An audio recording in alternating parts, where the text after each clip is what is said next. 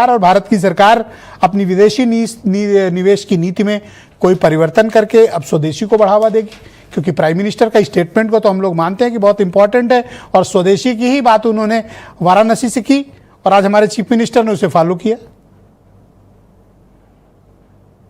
ब्रजेश जी, भी 5 दिन पहले जो हमारे उत्तर प्रदेश के चीफ सेक्रेटरी जो आउटगोइंग हुए हैं, इनकी ये आईआईडीसी भी थे जी। आजकल ये है कि जो चीफ सेक्रेटरी होता है वही औद्योगिक निवेश आयुक्त भी होता है। उनकी कैप में जो सबसे बड़ा फेदर था वो ये था कि वो एफडीआई और फॉर्च्यून 500 पॉलिसी लेके आए थे उत्तर प्रदेश में।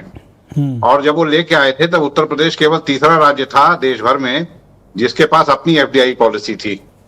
अभी उत्तर प्रदेश में एफडीआई कितना है ये तो हमारे साथी अशरफ साहब ने बताया जी, और कितना बढ़ा है, उसका स्तर कहां तक जा पहुंचा है। हमारी सरकार लगातार आप देखते हैं जापान, दावोस और तमाम सारे मुल्कों के दौरे कर रही है। सारा का सारा फोकस जो इंडस्ट्रियल डेवलपमेंट डिपार्टमेंट का है वो इस बात पर है कि साहब देशी निवेश बहुत हो गया, विदेशी निवेश हमारे प्रदेश में, उत्तर प्रदेश में आना चाहिए जी। तो एक तरफ तो पूरी मुहिम इस बात की चल रही है कि कितना ज्यादा से ज्यादा एफडीआई आ जाए, और दूसरी तरफ मंचों पर नारे ये दिए जा रहे हैं कि स्वदेशी अपनाओ। अभी एक साथी वो कह रहे थे कि एप्पल फोन जो है बहुत महंगा होता है। हाँ, बिल्कुल महंगा होता है, नहीं खरीदना चाहिए, लेकिन वो दूसरा कौन सा फोन है जो हिंदुस्तान में बनता है जिसको गरीब आदमी खरीद ले? आपके पास तो भले ही वो चाइना से लाके असेंबल करते थे, लेकिन कुछ कंपनियां थी जो हिंदुस्तान में उत्तर प्रदेश में बनाती थी फोन, लेकिन वो मर गई। उनकी जगह सब ये चाइना से वीवो, ओप्पो, एप्पो, एमआई और क्या कहते हैं रेडमी और रियलमी, ये सब कंपनियां आके उनको खत्म कर चुकी हैं। अब गरीब आदमी अगर नहीं खरीदेगा एप्पल, तो जो दूसरा फोन वो खरीदने जाएगा वो भी किसी विदेशी कंपनी का ही बना होगा।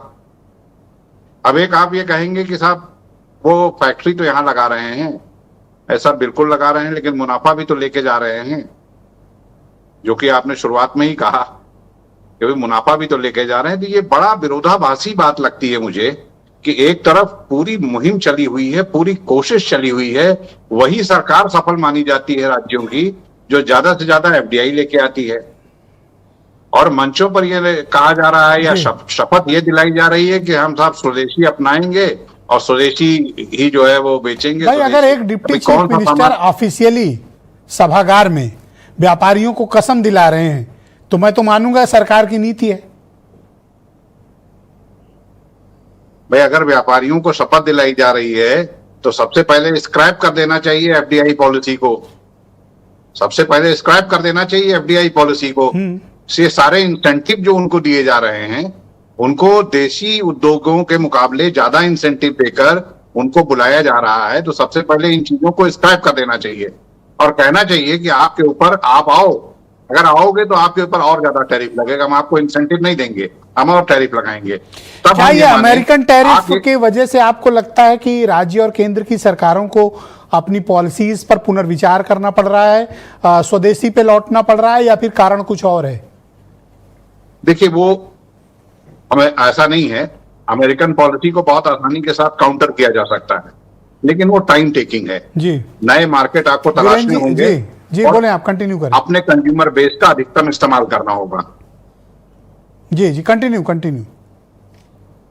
तो अमेरिकन टैरिफ को बहुत आसानी के साथ जवाब दिया जा सकता है, लेकिन वो जवाब देने के लिए हमें इसकी तैयारी ट्रंप के आने के साथ जब बार बार टैरिफ की धमकियां चल रही थी उस समय से शुरू कर देना चाहिए।